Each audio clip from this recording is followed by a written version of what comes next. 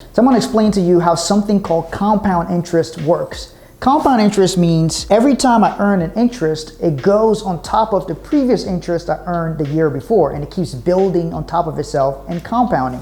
So here's an example. So let's say I invest $1,000, and over the next 6 years, I'm going to earn 10% interest, but it's going to be compounding. Here's what that looks like. The first year, I'm going to earn $100 in interest. That's going to make my total balance at the end of that year $1,100. Well, 10% of $1,100 is $110. So you notice in year one, I made $100. Year two, I made $110. Same interest rate, but now I have more money working for me.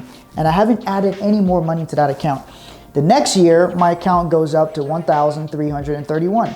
The year after that, 1,464. The year after that, 1,610. Notice how the interest I'm earning each year keeps going up. Even though the number, 10%, is still the same, as you have more money working for you, your interest builds up more and more and more. So much so that in order to double your money, it will only take you 7.2 years if you're earning 10%. Now 10% is just a random example I picked just to keep the math simple, but you can see how your money builds and grows even without adding more money to it, just to show the power of compound interest.